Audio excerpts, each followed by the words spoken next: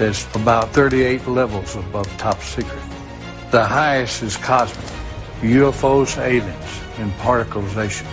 No president has had that level, has ever been cleared for that level.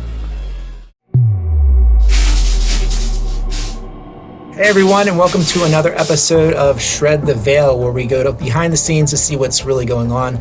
Today, Derek and I are really excited to have a guest here today, Brad Olsen, who is a very accomplished author of lots of different books, including his Esoteric series, which covers it's just a ton of research that he's done, information about what is really going on behind the scenes and behind the narrative, and kind of align perfectly with what we're trying to discuss on this show, as far as, what's the government been keeping from us, and talk about, what's the reality of the UFO situation, and what's the history of it all.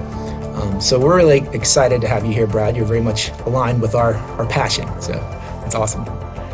And Derek, I think what you wanted to tie in a quote that you had, kind of relevant to, why it's important to talk about this information and to consider it, right?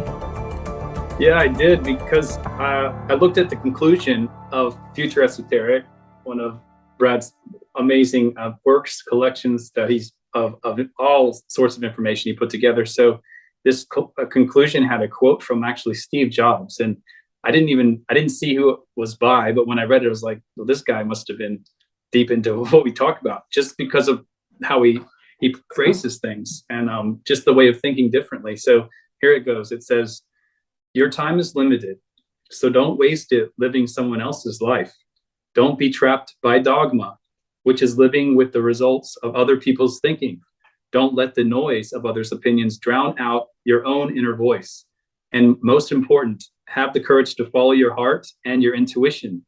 They somehow already know what you truly want to become. Everything else is secondary."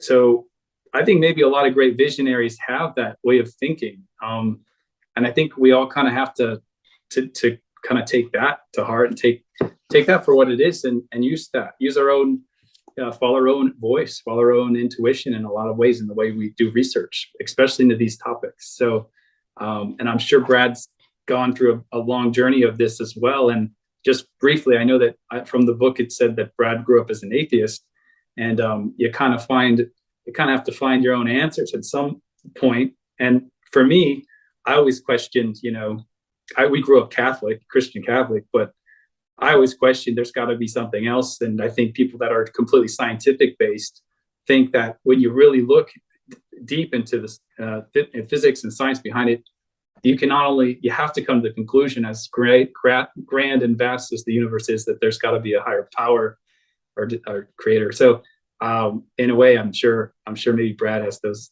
Hopefully, I would assume you'd have those similar ideas. But yeah, Brad, please, nice to meet you, or nice to see you again here, and joining us on this talk. So yeah, guys, thanks for having me on. Always a pleasure to see you again, Derek, and nice to meet your brother Daniel, and thanks for having me on the show. Yeah, let's shred the veil a little bit.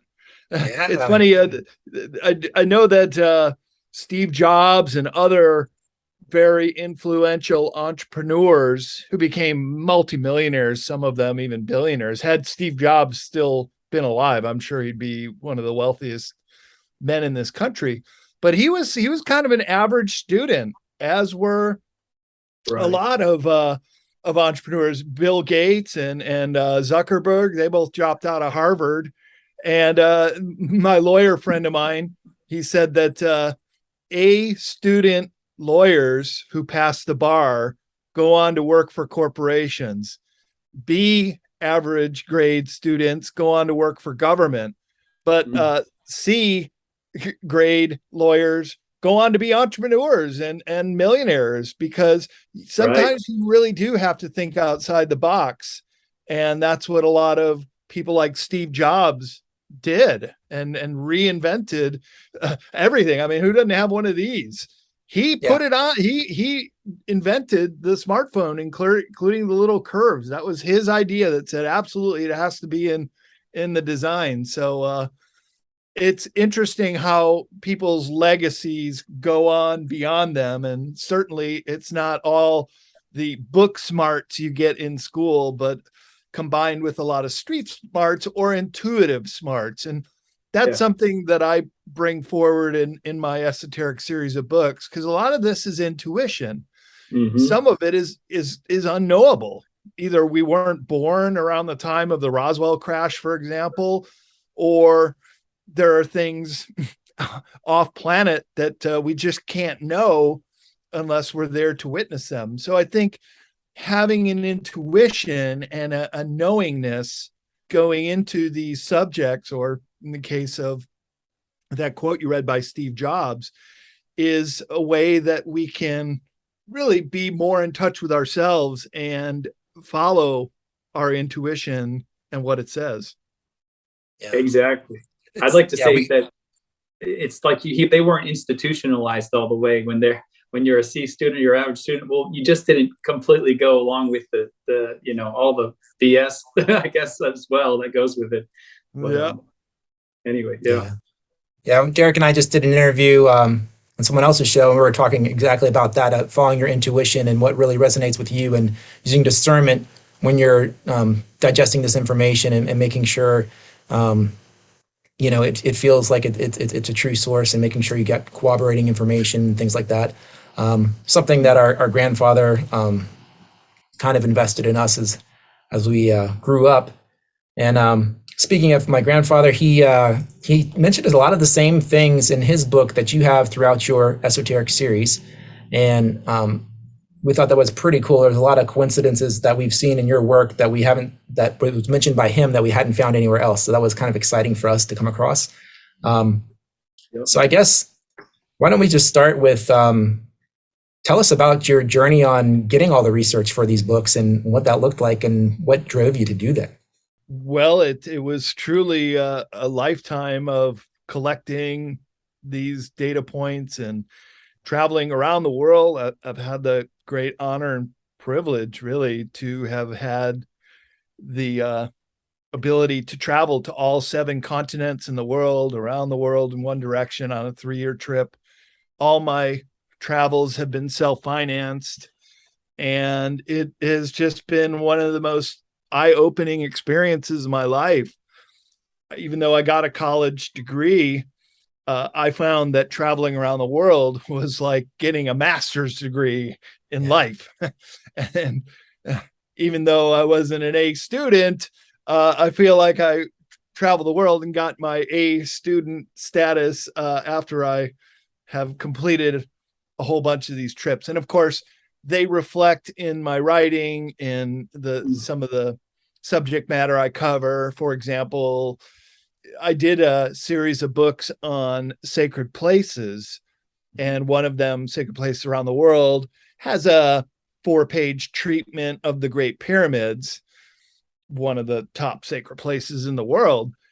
But I realized, boy, there's just so much more to this. And a lot of that overflow information, or the more esoteric side of the Great Pyramids, made it into modern esoteric, including the maps that show how it is the center of all continental land masses in the world. How could you have that understanding of the placement of the Great Pyramids unless you knew that the world was a globe and you knew all the continents? So by traveling, it has given me an incredible insight into many of the Earth mysteries. And it's what I speak about at most of my conferences. And it's just what really energizes me and gets me really interested in knowing more, because you guys know it as well. Once you start peeling the layers off the onion and going deep into these subjects, you peel one layer off and that just leads you down more rabbit holes. And so the journey continues, and I don't think it really ever ends. I don't know if any one person could ever know it all. It's just the world is chock full of mystery, and here we are, those looking into these mysteries and trying to make sense of them. Yeah, I think that's such an important point, because when you look at anybody that decides to take that first initial step and say, I'm going to start searching for answers, that I'm going to find out what's really going on. Once you do that and you have the inspiration and the motivation to learn, or to find out the truth. It really does lead you down a rabbit hole. There's so much more that you come to. You never say, oh, now I figured it out. I know everything. The more you learn, the more you say, I really know there's so much more I don't know and that I need to learn and find out. So, yeah, makes sense. Very cool. Truly. Yeah, it's a never ending journey. Yeah. So we had several different topics we wanted to kind of dive into. A lot of them were kind of the links between your material and the material that we knew from our grandfather in his book. So Derek, I don't know if you wanted to dive into anything in particular first, or. Yeah, I think there's one that sticks out in our mind for sure. There's a section in Future Esoteric called Backward Engineering, and it discusses. It's actually called, this subsection's The Day After Roswell, which is kind of a nice little a little tip of the hat to Philip Corso's book, Day After Roswell, which had great information in there. So when we started to read that, it says specifically, it discusses the chief of staff of the Army Air Force at the time, and this group, this directorate or group, was called the Interplanetary Phenomenon Unit, Scientific and Technical Branch, Counterintelligence Directorate, which was to initiate a thorough investigation of the Roswell crash. And then it also says that special interplanetary phenomenon unit had been formed during the Battle of Los Angeles, or in response to that in 1942, and in LA. If people don't know about those the UFOs that appeared over Long Beach or over the water there of LA in 42, which I think William Tompkins also remembers being a kid and witnessing that. So all the tie right there with our grandfathers, the fact that he claimed to be a part of this scientific, technical counterintelligence unit. And he stamped it. With all the documents he went through, he had a stamp, and he would stamp it and say, okay, basically giving his confirmation or his signature in a way that he's gone through the documents, and this is is relevant. Yeah, I found that stamp in my mom's storage. Interplanetary Phenomenon Unit, Scientific and Technological Division, or whatever. And it was. This is the first reference to it, though, that I've heard outside of his book and the documents that he had. So I thought that was pretty cool, and I didn't know if you recall where you might have found that information. And the fact that we know where it started from now, from the Battle of Los Angeles, I didn't realize that either. We're learning a lot from this. Yeah, I think I referenced that out of the Philip Corso book, The Day After Roswell. He had spoken of that. But do you know if your grandfather ever met Colonel Corso or any other luminaries in the field? I'm not sure about that, but I know, of course, I mentioned this to you when I met you, Brad, that it was an honor to meet Alex Collier, because, of course, we found these the lectures and copies of the speeches that Alex did way back in the early 90s, and that was from my grandfather going to his talks. So it was an honor to finally meet Alex before he stops touring and going out and publicly like he is now. So that was one. You brought that, you made a question to him at his Q&A talk and mentioned that your grandfather went to his lecture over 30 years ago, and he was quite impressed. Yeah. You could tell he was really happy to hear that, because the guy's a legend, a living legend, I think. Yeah. And what a legend. Kind of a shame I call him a reluctant messiah. He doesn't really like the public eye or being out at these conferences, which is too bad, but he is going to make his final appearance in Orlando, Florida next month, the third weekend of October, at the Influencers Conference. I think there are still tickets available. So any of your listeners want to catch Alex Collier live, that is the final place to do it.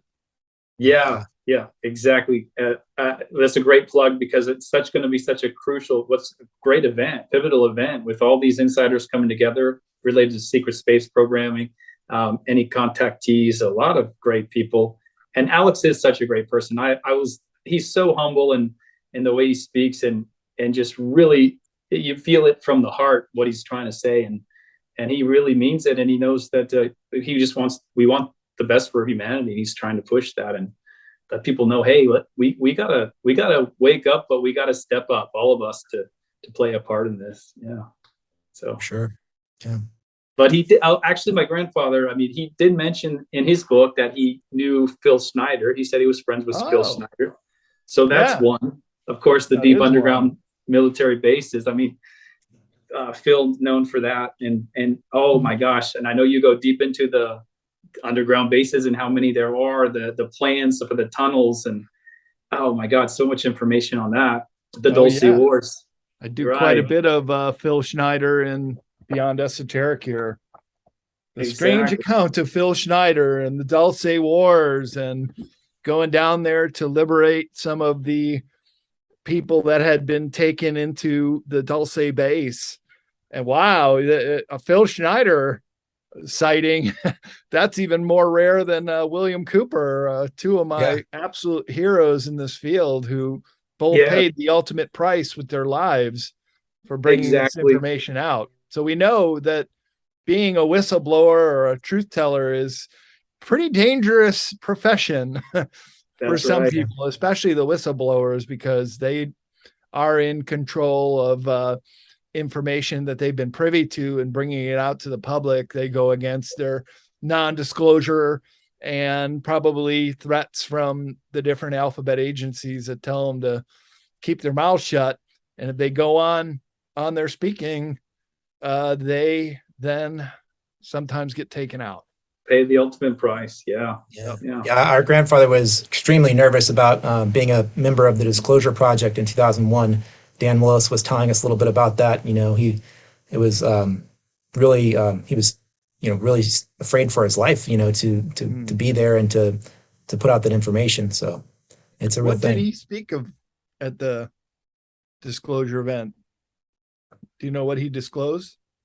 So his was about mostly his encounters when he was in the military, and he talked about his specialties in particleization, electromagnetic propulsion, and the different things that were available. That's what Dr. Stephen Greer had him on file of in the actual Disclosure Project DVDs. But actually, at the actual press conference, he actually was so worked up that when he got there, like he couldn't speak, and he was just kind of grunting, making noises, and he was like, he just couldn't do it. Yeah. Derek told me. A little stage fright at the last minute.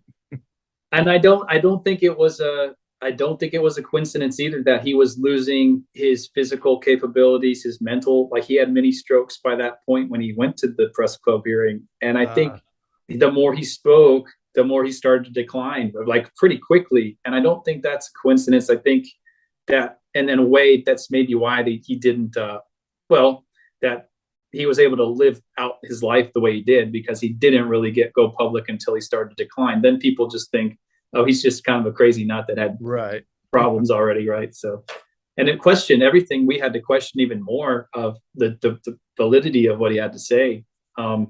But he did say too that he knew William Cooper, and William Cooper was like a really big inspiration or a mentor to him, even though he was Bill Cooper was younger than our grandfather. But Bill Cooper was such a legend because he spoke out. I mean, he really started to speak out way back in the early 90s. He had his show Hour of the Time, and after I found out about Bill Cooper, and I really started to go through all hours of his radio talk show and listen to it while I was working and things like that. Really got into it. Oh my God, what a legend he was. So, well, you know what got him in trouble was he predicted 9/11 would happen on his radio show after CNN sent a film crew up to his cave in Afghanistan. He's like, you're telling me a CNN crew can get through and interview Osama bin Laden, and our CIA and all our agencies can't get to this guy?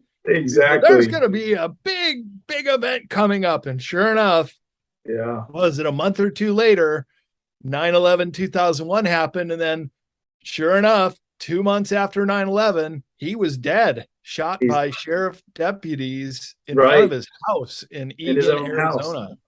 Yeah, at his own house. I don't know how they got some ridiculous reason to say, oh, you know, he was protecting his own house in his front porch, and they still shot him. That's crazy.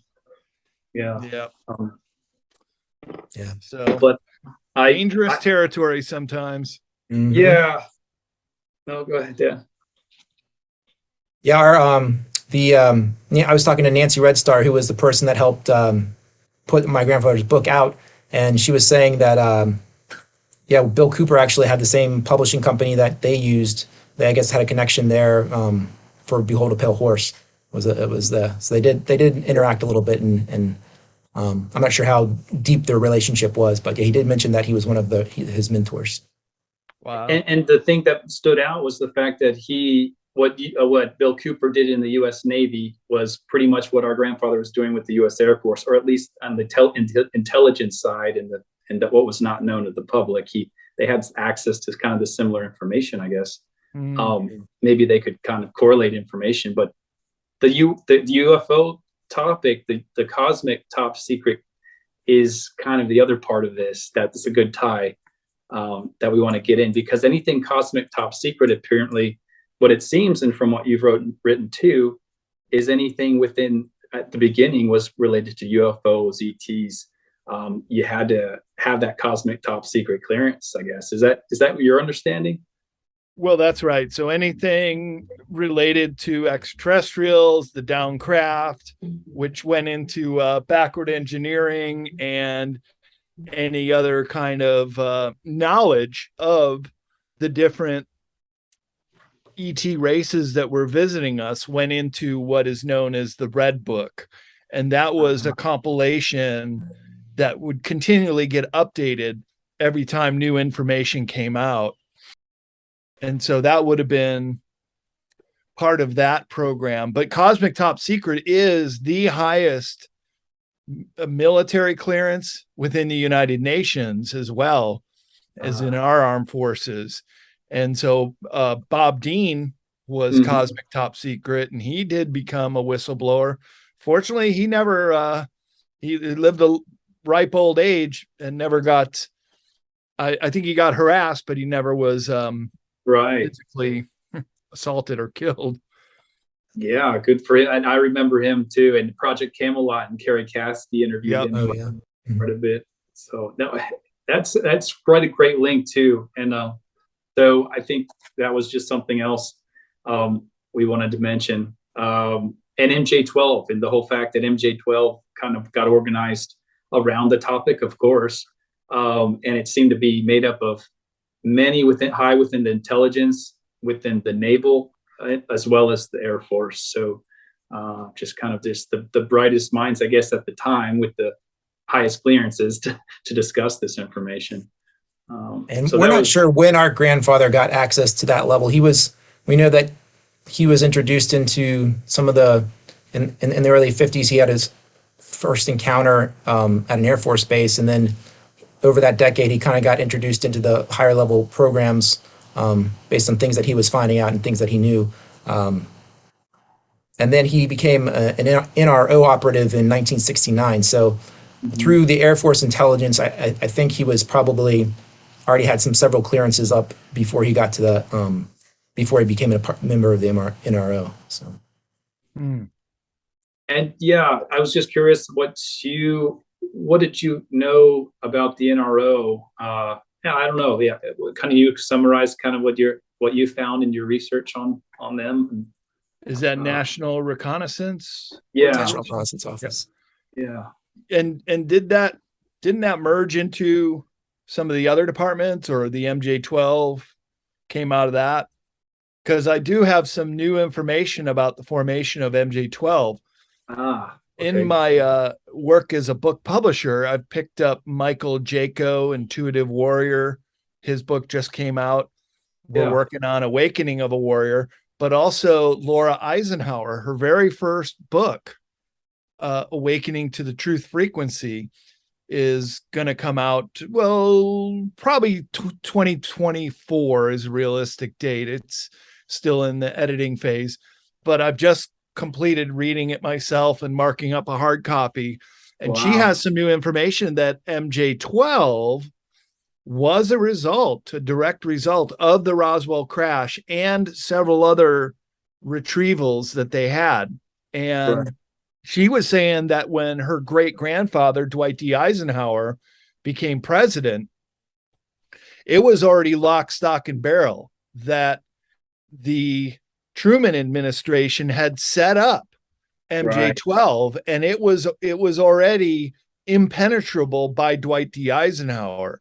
So she has taken it on herself to explain in detail that it was not her great grandfather that signed the Greada Treaty in 54 and other sort of malevolent ET treaties that got us into trouble, but it was actually Truman, unbeknowing what he was doing by creating MJ-12.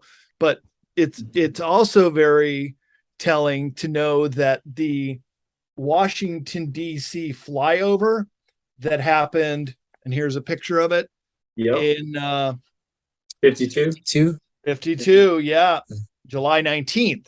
That was an extremely important date. One, because no plane that we had could even get close to confronting these crafts. Well, most researchers now agree that flyover was not extraterrestrial at all. It was the Antarctica Nazis that had exported all their most top secret backward engineered craft to Antarctica. And that is what confronted Admiral Byrd in the Battle of High Jump, where these craft came up out of the water in a display of force. They sliced one of the ships, the USS Murdoch, in the Armada with a great loss of life. I mean, you don't last very long in that frigid water. Yeah. And they could have taken out the whole Armada, including Byrd himself, but they didn't. And so in Laura Eisenhower's new book, she goes on to say that there were a secret treaty surrendering to the Fourth Reich shortly after that flyover. Only a few weeks later did we basically capitulate to the breakaway Third Force Nazis, who then became an intelligence operation. Their armies, of course, surrendered in the war, but the Third Reich as a political organization never surrendered after World War II. A lot of people don't know that. And then they went underground, literally underground, in South America and Antarctica.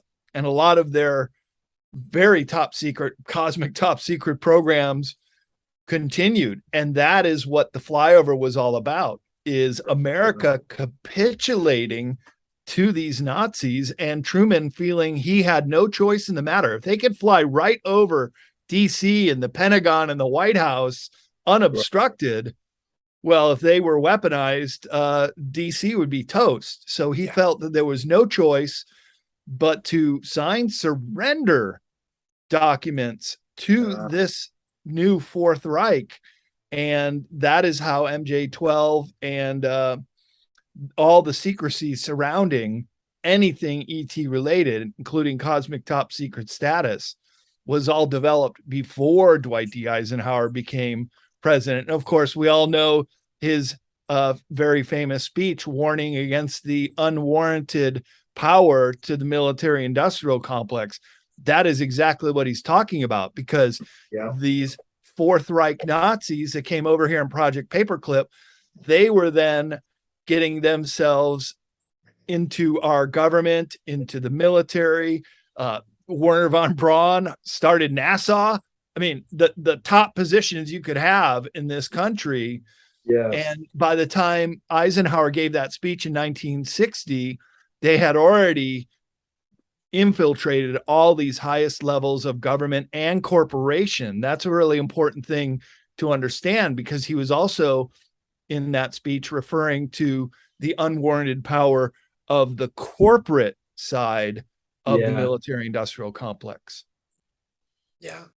What a good point. All of that, all the transition of the Fourth Reich into America that we really don't understand. But since 52, we surrendered to the Nazis basically. And and you'll see in Future Esoteric, there's a whole chapter on the Fourth Reich in America. And that's not just North America. That is, of course, South America too.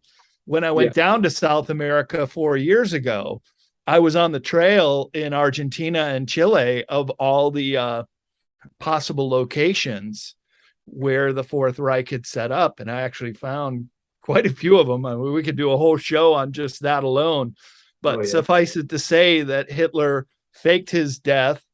He lived out his life in South America. I'm sure he went down to Antarctica a couple times too, as well as Martin Bormann, who was the number 2 guy at the time of the end of World War II. Martin Bormann was the money man. He was the one that was largely responsible for smuggling out all the gold. And there are many metric tons of gold after World War II that have still not been accounted for, as well as priceless paintings.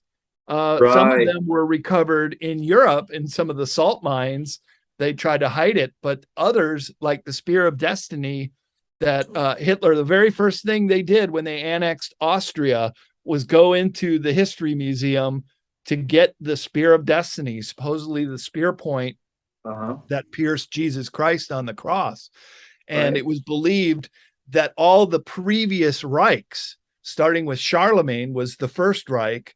The Second Reich was von Bismarck in the 19th century. And then the Third Reich, of course, all of them had the Spear of Destiny.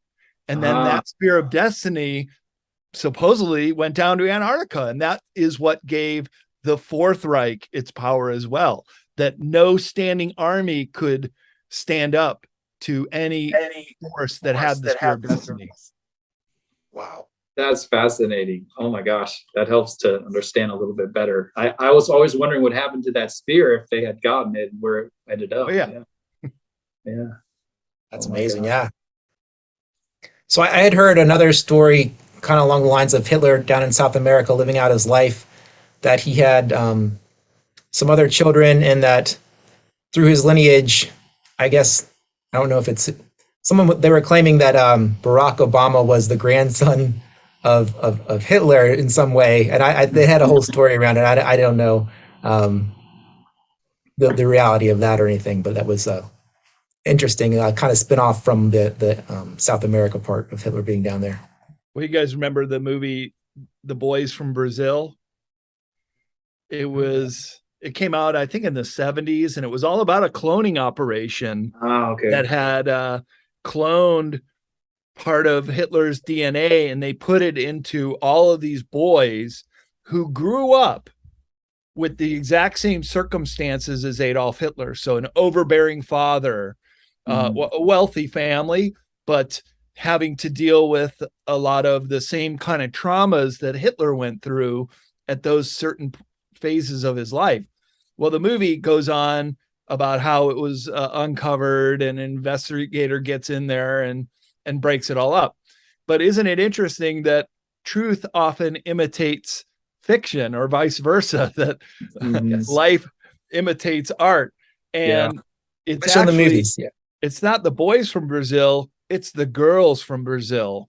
And it is Angela Merkel, it is Theresa May, and it could have been Barack Obama's birth mother, that were all cloned from Hitler's DNA, but in a female lineage. So art is stranger than fiction sometimes. Yeah, definitely. And I think it comes to show, you sort of see it now. I mean, especially or there's Hillary Clinton for one, but then there's Biden now too. I mean, and Alex Collier was joking about it at the conference, just like, how can people not see that this can be one guy 1 minute and then someone completely different the next minute. So yeah, it's like we must have this technology pretty well down, or at least you would think so. But I think there's little blips of it that you say, oh, wow, okay, you can't hide that, some of these mistakes that come up. But it's very fascinating. I was just doing a whole bunch of 9/11 interviews around the time of 9/11, and what I was talking about, the crashes into the buildings and all the fake, phony, and falsehoods that were perpetuated with the official 9/11 narrative. But one of the interviews was really interested in the Shanksville, Pennsylvania crash, Yeah. Guess that's not too far away from you, Daniel. Road, And that was a pre-existing pit. And all they did was throw some gasoline in the pit, light it up on fire, and sent some crews who all said there were no bodies, there was no wreckage, there were no suitcases, there were no nothing. And what I emphasized on these 9/11 interviews is, look, Hollywood has been infiltrated by the CIA at least since the 1940s, since its inception, because they knew, and this is also part of the Project Paperclip, this is a page right out of Goebbels' playbook as far as how to propagandize a population and make them believe by using all the effects from Hollywood into some of these sets. And I'll call it a set in Shanksville, Pennsylvania, to be portrayed. Look at how realistic movies are. Sometimes you come out of a movie and you're sad because it was a sad movie, or in an action film, you feel like you're right there, part of the action. It's no different. It's all a show. And we see this with the Biden show right now. It's all an act. And people have to understand that these alphabet agencies have been doing this for decades. And they're really good at it too. And very believable in many cases. But the people are waking up. We're not too into believing this stuff too much anymore. It's like the old Abraham Lincoln quote: fool me once, shame on you. Fool me twice, fool me 20 times, shame on me for continuing to believe it. And that's what I think is part of the Great Awakening, is that people are just seeing through the bull crap now and not going for it anymore. And that is the true Great Awakening, when you can see the fake falsities for what they are. And so, maybe Biden was the biggest blessing for us, for the people to really wake up and see. Because it's been so extreme over the past couple of years that, I mean, so many more people, I would say it's grown exponentially, the people that are actually awake to these things and acknowledging that something's not right here, something doesn't make sense, there's something more to the story. So we know that everybody is waking up at their own pace. And you're right, Derek, maybe the Biden show was the best thing to help people see it for themselves.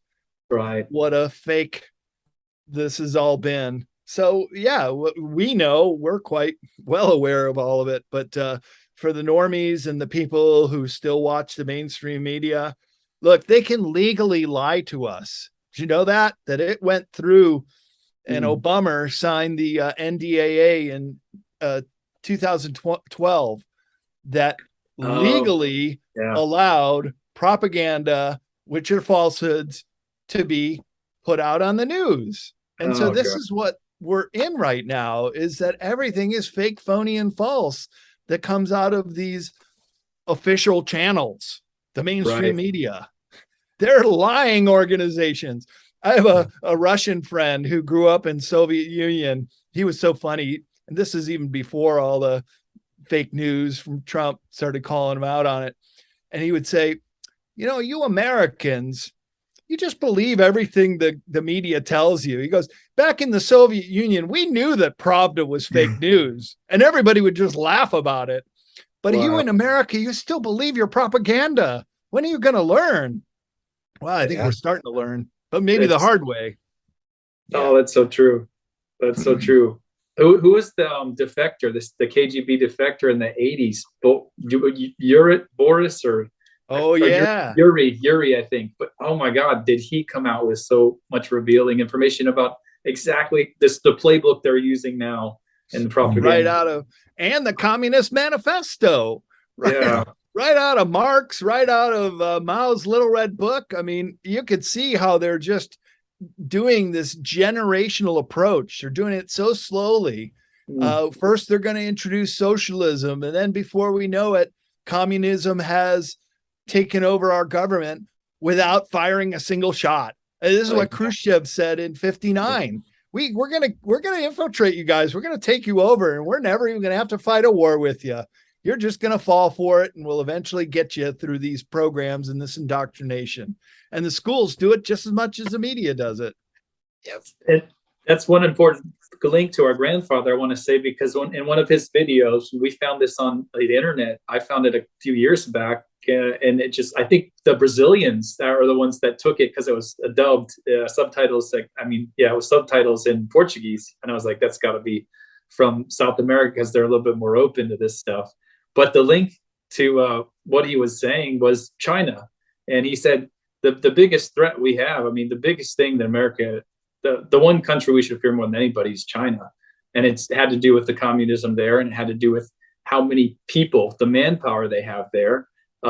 Back in Korea, he learned that in the Korean War, and he said it, you know, we learned all this in Korea, brainwashing, we learned that from the Chinese, and he just came out and said all of that. It was amazing. And then he said exactly within that same time, he's saying, you know, it's kind of like taking shots. He said it had to go along with the brainwashing, but he said it's just like you go take a shot. You're in the military, you have to get your shots.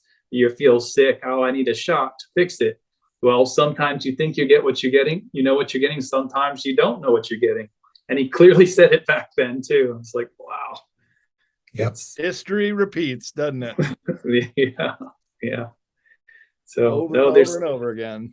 Interesting links. And there's so many like little subjects we can go on, but I think there's one that popped out in my mind. And I don't know if I told you this, Brad, but this goes into more of the draconian, Draco reptilians, all this kind of very strange stuff that people are really like, you're out of your mind. But there's something that very real happened to me when I was about 15, and it was outside of my grandfather's house in New Mexico. And I was on the highway with a close friend of mine. We were just out in the middle of the night, a full moon, and we saw this giant, I could only explain it to be a giant lizard that was coming at us. And we just saw the silhouette of it because the moon was behind it. And it was coming down the hill on the interstate. And we just looked at each other, froze, like, this is not going to end well if we stick around. So let's get back to the house as quick as we can. So we ran. But then bipedal or on four legs? Bipedal. Wow. You could tell there was a tail because of the way it like wobbled. And you could tell there's a giant tail behind it. And I was like, you can't mistake that for a bear or any other thing. It's like, we clearly know what those animals are.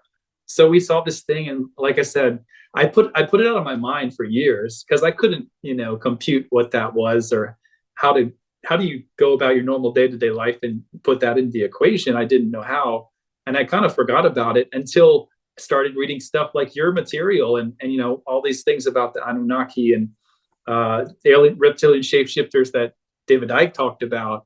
But you quoted something you actually said something in your book about this in that section, and I'll read. It said, Alpha draconian reptilian ETs or Dracos are omnivores who move like locusts across the planet seeking natural resources, including food, which in this case are humans and certain animals on Earth. When on occasion they use people for food, they prefer adolescents who have yet to be poisoned by Earth toxins. As shocking as this may seem, it suggests answers to where thousands of missing children have gone, especially who vanished in New Mexico or from New Mexico.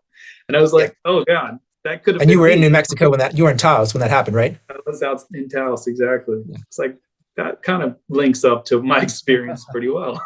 So it was so and I have a chapter called Being Aware of Predatory Species, which is a big nod to the Draco reptilians. And then as far as Taos, New Mexico, being in New Mexico, even in Taos, is the location where the very first animal mutilations took place. Okay. The very first animal mutilation was not even a cattle. It was a horse named Snippy the horse, right next to the Great Sand Dunes there in the San Luis Valley, only about 25 miles away from Taos. And then look at this map of the underground bases. Look at New Mexico. It is Swiss cheese underneath there. There are more underground bases in New Mexico than any other state. And of course, all the big military bases and installations and White Sands, New Mexico. And that's where the Roswell crash took place.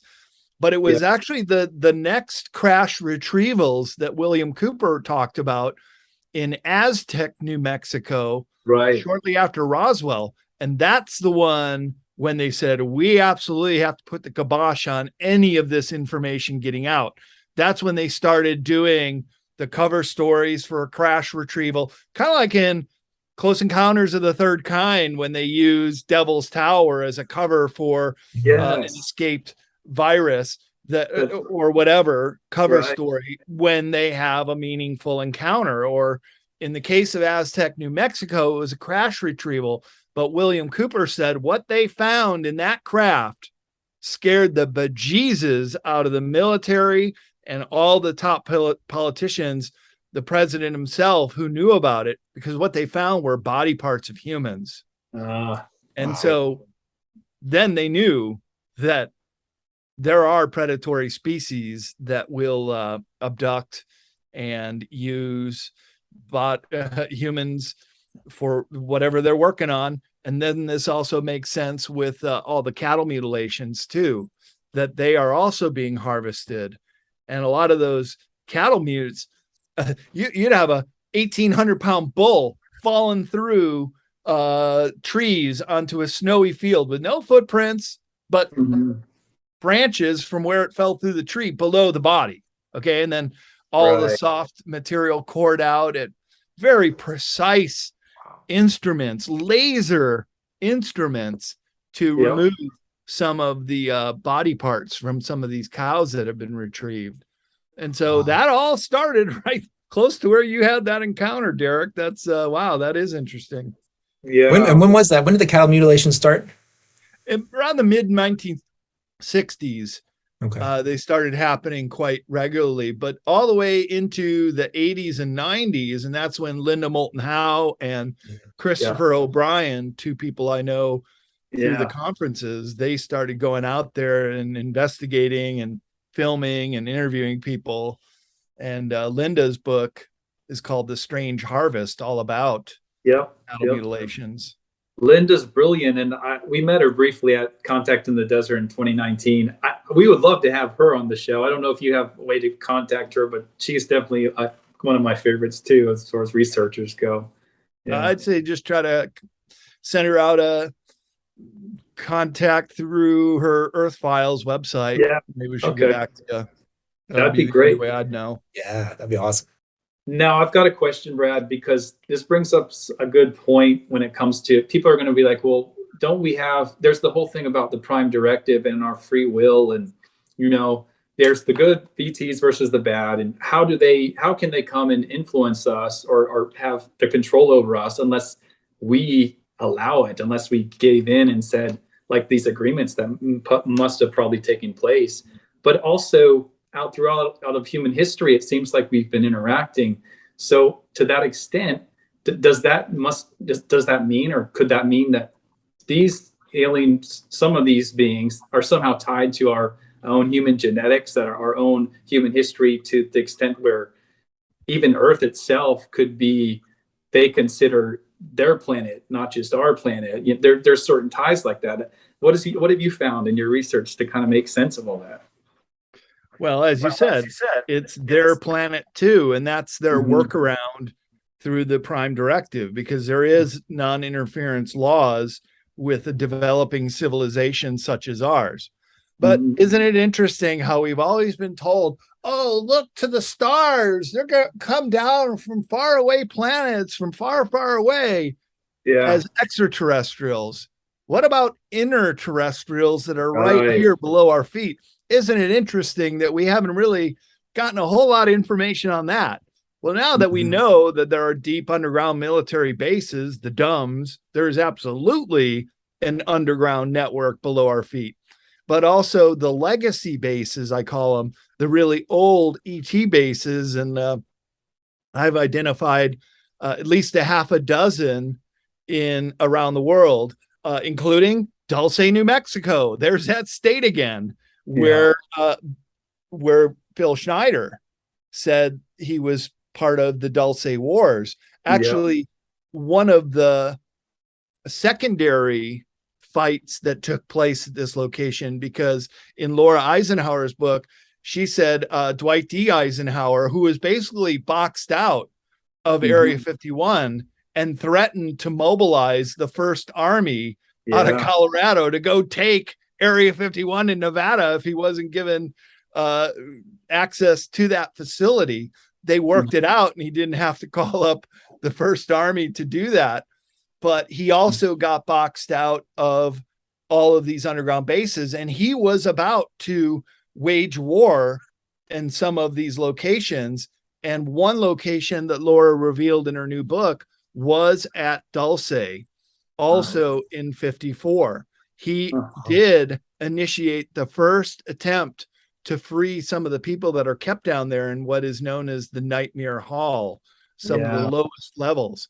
And just like the secondary Dulce wars, it was one side. It was totally lopsided. They may have killed a couple aliens, but easily 100 to 1.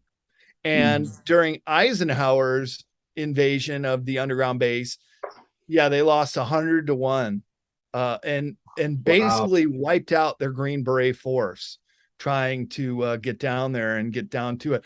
So at that point, they knew that they weren't going to win against these very technologically advanced ET races and those Fourth Reich Nazis down in Antarctica and South America.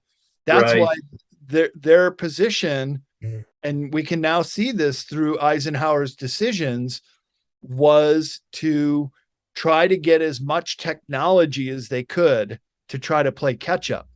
And fast forward to now, well, we have that technology, and our backward engineered machines and aircraft and spacecraft are right up there where we could even confront the reptilians and some of these malevolent ET forces eye to eye, tooth for tooth, and actually stand our own ground now.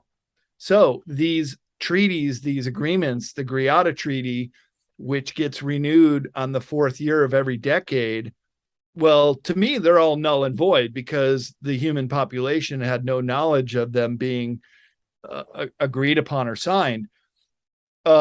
But as far as the technology transfers that took place, well, we don't need them anymore because we're there already. So another reason why it could be argued that they hold no relevance anymore.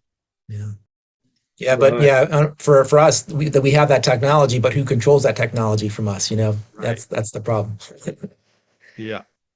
Exactly. And there's a battle going on. And I think we've gotten so much more insight on that from Elena Danaan and Dr. Michael Sal's work. And this will be part of this conference coming up in October. But there's, oh my gosh, in our solar system, what's really taking place behind the scenes and the good side. And Alex talks about this and the Andromeda Council and those trying to help us that really, they know, we just have to stand up and ask for help, and they'll come in and do it. But we have to be sovereign in our own right and say, look, enough's enough. We're enough of this, of us being manipulated and deceived for not only by other species, but by our own government, by our own people in power. And that's what we really need to stand together and start to make a difference about, and start to be loud about. Right. So, I think it's so true. Let's see. There's probably maybe a couple other things we can touch on. The Men in Black, that was another one that seemed interesting, because our grandfather said he was a part of Project Blue Book. He was a part of the initial teams that would go and try to convince the military in particular. They didn't see what they thought they saw. It wasn't UFO related, nothing out of the ordinary. And then there was other groups. The second group would come and threaten them and their family, and until they would stop talking, or the third group would then come in and get rid of them one way or another, put an end to it. So I think it tied into the Men in Black originally too.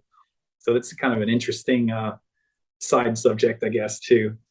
I don't know if I think that the people a lot of times think whether Men in Black, are they human or are they extraterrestrial or a mixture of both, or time travelers even, who knows?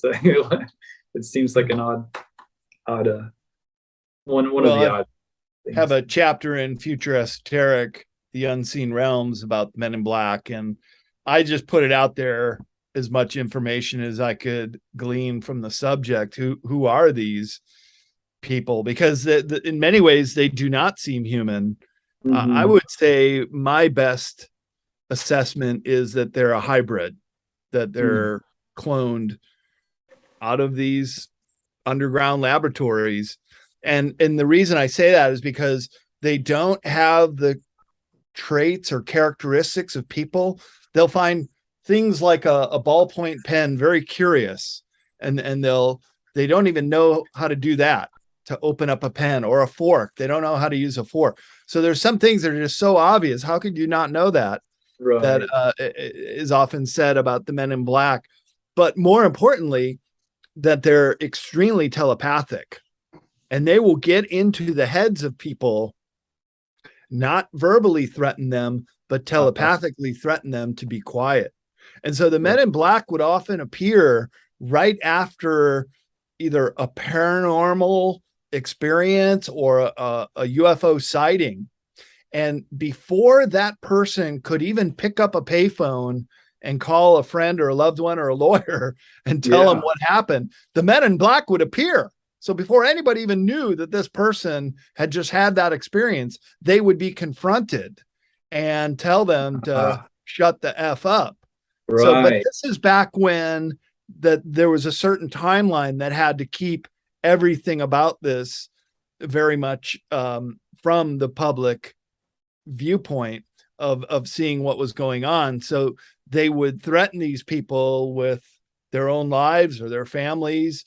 And several early books came out about the men in black, showing all these cases and making a very good case that they were not human, that they were some kind of hybrid, and used by the malevolent ETs to silence whistleblowers and people who had these experiences. Yeah. And I think that's fascinating because it's interesting to show how maybe even our technology can be used for such malevolent reasons, and why things were kept secret the way they were. Because if you can telepathically, basically mind wipe somebody or brainwash them to, be mind controlled to think whatever you want. I mean, all these things it's been years, decades of advancing this type of technology. So people really have to think about that. And it shows even within our propaganda in the mainstream as well. So people say, like, how could you keep it secret? Well, the truth is, of course, we can keep secrets. And oh yeah, you can. Yeah. By force or by trick. There are ways to do it. And then, right. And maybe the way to kind of look on the positive side, it kind of ties back to the crystals and that subject we talked to Dan Willis and Elena about. But the uber mind, and using our mind for good, a consciousness, that we have so much potential as humans. We are one of the most advanced technologies in the universe, is the human body, and how we can use it, right, in the pineal gland, and tapping into our own natural psychic abilities, right? So I always think that's a good positive spin on where we're headed, if we can only just realize our true human potential, right? So yeah, absolutely. And we're right on that cusp of making this great leap forward with our human abilities. I describe them as superhuman abilities in Future Esoteric, and throughout all three of the esoteric books, weave them in as this is what our potential is, including telepathy. But of course, we weren't taught any of this in school, so these abilities just lie dormant within us. But can you imagine if, say, in kindergarten we started learning about the energy chakras, and by first grade we're using telekinesis to bend spoons like the kid in the Matrix, and by third grade we're taking our class studies telepathically? That could be the potential of the human race, because we have all these abilities within us. But of course, we've been poisoned and dumbed down, and fluoride in the water and toothpaste calcifies the pineal gland. So there is a concerted effort to keep us from knowing this. And that's why I find them so interesting and highlight and write about them in all three of the Esoteric series books. Definitely. I think it's a great way to kind of, we'll end in your book, say every time, to look at the positive light side of this, that, we have been manipulated. We've been kept from knowing the truth, but now that we're starting to wake up, let's use it to our benefit. I remember we were going to touch on this too, about your cover and what that means, because I think that was another interesting thing to talk about. Well, we talked about the red book, which is all the information accumulated from the crash retrievals and exopolitical motivations for the ETs coming here.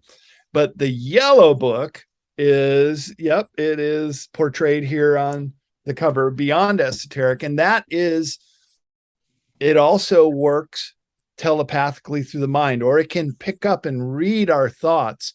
And also it can also show us an uncritical history of our own lives. So if you were to see, for example, some past lives that you were involved with, and most likely you and your brother have been around a couple times before, if you guys were to see this, you would know it just as intuitively as you would remember something that happened in your childhood. Yeah. And therefore, the yellow cube is an uncritical examination of past events. So you could even go back to how they built the Great Pyramid in Egypt, to off-planet experiences too. And that's what I portray here in on the cover, are all these past events that the yellow cube can be used for. Now, the yellow cube was demonstrated in the Greada Treaty Technology Exchange in 1964. So this was right after Kennedy had died, and they asked the assembled generals, well, what event from history would you like to see? And being good Christian men, they all said, well, we would like to see the passion play of Christ, the last moments, the last day of his life. And they queued it up. And so it's a holographic image generator, and it just recounted the exact moments of Jesus Christ being taken to and put up on the cross. And so apparently that was a very real historic event. And so this technology fell into the wrong hands. So the Yellow Book technology went to Los Alamos, where all the free energy devices go to die and sit in a warehouse. And that's where Yellow Cube went too. But recently, there have been the new group called the Guardians of the Yellow Cube. So either another Yellow Cube device has been acquired, or perhaps this technology has been backward engineered, reproduced in such a way that it can be used by this white hat group that Frank Jacob, a colleague of mine, we've done some interviews talking about this on interviews. He has a lot of information about the Yellow Cube and this new group called the Guardians of the Looking Glass, who are releasing information about future events in they're trying to prevent these events from happening, because the cabal, who also has this Yellow Cube, is using it to game the system. They want to get the future outcome that they desire, which is basically to destroy the world. They'll go into their underground bases, come back up someday and take over a very weakened human race, whoever's still alive. And this is all this new world order future that they're trying to do. So this is what's known as the timeline wars, which are going on as we speak, because there are two timelines, two main timelines. Literally, there are almost infinite a number of timelines. Each one of us has our own individual timeline. But as far as where we're going as a civilization on this planet, there are two main timelines. Timeline one is we shake the yoke of the oppressors who are trying to do this new world order. This you'll own nothing and like it, and you will eat the bugs. That's timeline two. That's what they're projecting and trying to game the system by using the Yellow Cube to influence future events. But timeline one is humans reaching the golden age. And all these things we're talking about as we're coming into our superhuman abilities. We'll release the 0-point energy and free energy devices and the med beds, be able to extend our lives. But the globalists who have been gaming the system with the Yellow Cube, they don't want this to happen. So they're pulling out all the stops to try to get us down the timeline 2 scenario. And that's why being alive right now and being privy to some of this information, which you guys talk about on your show and I reveal in my books, to know what's really going on in these timeline wars is the most exciting time to ever be alive as a human. And to be an adult in our age, where we're not too old and not too young to actually be a part of this and maybe help some of our fellow white hats and patriots understand this momentous point of history. Because right now, the revolution is consciousness. We're going to win this by people waking up and seeing what's really going on and opting out of this antiquated system that wants to take us down timeline too. And so you don't accept the mark of the beast. You don't want this digital currency that's not even a blockchain. It's just controlled by the central banks. So many different ways that they're trying to get us to comply. You see, because we do live on a free will planet. And remember, everybody that took this thing, well, they did it on their own choice. It was never mandatory. Well, maybe some people who wanted to keep a job, but you could have said, hey, screw it. I quit your job, or you can fire me, but I'm not going to do it. Because it's a matter of free will. And we all have the choice in whatever direction we want to go. That's why the media and these false flags are so real, because they want us to believe this false narrative. But that's starting to crumble because people are waking up, because the revolution is consciousness. So true. Oh my God. You speak volumes right there. Yeah, that was great. And it's so exciting, like you said, just to see everyone waking up and to see so many people getting on board with these concepts and a higher understanding of who we really are. I know I'm excited. We definitely know it's a war on consciousness. That's for sure. Yeah. Oh yeah. Yeah. So Dan, did you have other, anything else that we can touch upon, really? Because I mean, we covered so much already. We really did. I think a lot of the points that you brought up were the ones that we had discussed. Now you said, Brad, you said something about even imminent right now, even in maybe a couple of weeks, where you're going and there's a potential for something to happen. Can you kind of just share what that is, or what you've heard, the intel you've gotten? Well, I'm leaving Saturday to go up to Portland. I'm going to be on Clyde Lewis Ground Zero while I'm up there in studio, and doing another roundtable interview with Alex Collier, Elena Danan, and Danny Henderson, who's putting on the conference. And I'll be a speaker at the Orlando conference as well. But then I fly to Boulder, Colorado, and on September 24th, I'm giving my presentation at the Gaia-Sphere conference. And that's the day that a whole lot of intel is coming out that something big is coming down the pike, not only in this country. And Michael Jaco on his show was reporting, and there's videos of Denver, Colorado giving out bug out bags to people for free, saying, get prepared, something's coming. Wouldn't say what that something is.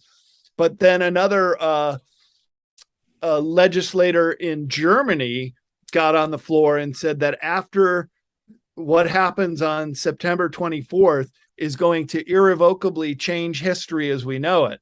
So right at that time, I'll not only be flying in and out of Denver, but I'll be in Boulder, Colorado, without my bug out bag, without my car, without having access to my property in Nevada. So I'm kind of a little concerned just watching what's going to go on, but all I got to do is catch that flight back, and then I can bug out. But boy, doesn't it feel like something big is just right around the corner, about to come down, something bigger than 9/11. And I think it'll be of a false flag nature. Maybe even this Project Bluebeam, this fake alien invasion, using holograms in the sky to trick us, thinking we're getting invaded by aliens, which they would never do, of course. They can't overtly conquer a planet like ours. It goes absolutely against the prime directive and all the laws of the universe. So if it happens that way, you guys, it's fake, phony, and false, and don't fall for it. But it could trap us in the location where we happen to be in on this date. Or they're also saying in October, which we know is the month of the October surprise. That's always when these big events go down right before an election here in the United States. And have you ever seen a midterm election with the stakes as high as they are now? Between now and that November 8th election, I'd say there could be something big coming down the pike. Thank you for forewarning us, because that's the last thing I actually wanted to mention was that false flag alien invasion. That is the last card that Wernher von Braun always said. Right. You know, they would play that card. And people do have to realize the technology is so advanced that we could easily be fooled as if it was some other race. Or I mean, it's Didn't they use Project Bluebeam for for 9/11 for the planes? Wasn't that part of that technology? Well, Project Bluebeam is holograms in the sky, but I think they use the holograms on the airplanes as an overlay, as a CGI effect to pre-existing footage, because there's quite a bit of film that was shot that day where you just see the towers blowing up with no plane, and then later on they doctor it and put the planes in there. The holographic plane theory is really gaining a lot of momentum. They were planted with explosives, of course, and also the direct energy weapons that were used that day too. And had the great opportunity of meeting Dr. Judy Wood one time while I was at Gaia filming with George Norrie's program Beyond Belief. And she's a very sweet lady. We got along great and had about an hour. We got to talk, and my first questions were all about the directed energy weapon attack. And of course, in her book, Where Did the Towers Go? She has all these pictures of all these anomalous burn cars and reports of people running away from the tower and their hair catching on fire, their clothes catching on fire. Now, tell me, how can jet fuel, which basically burns at the same heat of kerosene, the only heat source that took down 3 steel frame buildings that day, which steel melts at about 2,000 degrees hotter than jet fuel, because every single kerosene heater in our homes would be in jeopardy of collapsing like the Twin Towers so the laws of physics were changed on that day. But you know what, guys? The laws of physics don't lie. People lie. And this was what was festooned upon the world on 9/11. A great big show, a big Hollywood production that even inserted holographic planes into the films that were filmed that day. Yeah. Wow. Right along lines of Wernher von Braun's prediction, the terrorist, and then Russians, terrorist, and then aliens or asteroids next, right? Yeah. The big sky show might be coming up next. And, you know, I do describe the entire scenario of Project Bluebeam in Beyond Esoteric. So your listeners, if they can get this book on time, might have a little foresight of what's coming. And because they will use voice to skull technology. So like a schizophrenic, you'll hear voices in your head. How believable is that? And everybody's pointing up and seeing how realistic are holograms these days. Look, Michael Jackson and Tupac Shakur were going on tour as holograms, and people believe it because it looks exactly the same. Of course, you've seen all the videos of what they can do, a humpback whale jumping on a gymnasium floor in front of people and audience, and they sometimes do hologram demos at shopping malls. I mean, this technology is very advanced, you guys. And if they were using holograms on 9/11, then how far advanced have we gotten in 21 years since then? So, be very weary if you're hearing heads in your voice, because they might start out by showing different messiahs in the sky. So in Western countries, we would get Jesus Christ talking to us, voice to skull. Oh, yes, my Savior, my Lord. Oh, I will obey and go jump off a bridge or whatever they're going to try to get us to do, probably self-destruct in some kind of way. And then in Arab countries, they would see Muhammad. In the East, they would see the Buddha, and so on and so forth. So any way they could get the gullible public to react, Then the big alien invasion sky show is the next step. And then, of course, after that, society collapses, the bank system, financial systems go down, then they roll in the New World Order. That's the way it was described from Werner von Braun to Carol Rosen on his deathbed, that they would roll out the Project Bluebeam fake alien attack. Yep. Wow. Yeah. That this is so important right now to hear this information, because people, we just have to be prepared at all costs. It is a battle, and I think we're just going to try to avoid that timeline you just described as much as we can, and the best to our ability. And that's waking up with our, just being fully aware and conscious, and holding that higher vibration. And we talked about that, the love frequency and the light frequency. That's kind of the best thing we can do to protect ourselves and our minds, our families, everything. Yeah. Absolutely. Yep. Wow. This has been a great interview. Yeah. I'm so happy you were able to join us, Brad. And I can't wait to see you in October. I'm hoping, of course, praying that everything's going to go fine till then. If we don't have an alien fake invasion, a big false flag, the systems don't collapse. Yeah, I'll see you. See you in 5 weeks, Derek. Oh yeah. We'll high five each other, knowing we survived. We survived, right? Exactly. All right. All right, and we would like to recommend to our audience to definitely check out Brad's books. His Esoteric series have been fascinating. Modern Esoteric, Future Esoteric, Beyond Esoteric, all just chock full of amazing information that he's researched over the years. Really fascinating stuff. Any other messages, Brad, that you have for anything? Well, on that point, if people want to get a signed copy, go to cccpublishing.com.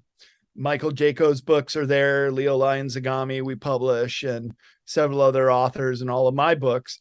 Any of my books that are ordered over the CCC Publishing website, I can sign copies for people, and got a bunch of them right here ready to go out after I was on the Dark Outpost. So sending books all the time, and love it when I get those 3 book orders, all 3 of the Esoteric series books. So it's information I think people need to know. I don't really describe myself or my situation. It's not about me. It's about all of this and all this information that people have a right to know. We really do. We have a right to know this. There's so much that has been withheld from us from cradle to grave. We have just been omitted so much valuable information that we have a right to know. And now it's the Great Awakening. Now the revolution is consciousness. So knowledge is power. Empower yourself and know as much as you can about what's coming and what it's all about, because this is the zeitgeist of the age. We're here. We're in it. And I hope to see you guys on the other side in timeline 1 in the golden age, when all of this stuff will be revealed. It's already being revealed, but all that is hidden will be revealed, and it's coming out right now. And Brad, I just want to say what an honor it is really to have you. And I think people really are going to one day, I mean, I would hope and can only imagine that you will go down in history as one of those people that were pivotal in the movement and standing up and really speaking the truth and getting the information out. So yeah, it's so valuable, all the books that you have, all the information you've helped. And yeah, we want to be able to, we're so honored to stand beside you and help fight in this battle. Yeah. So thank you so much. Very kind words. Thank you very much. Yeah. Thanks for joining us today.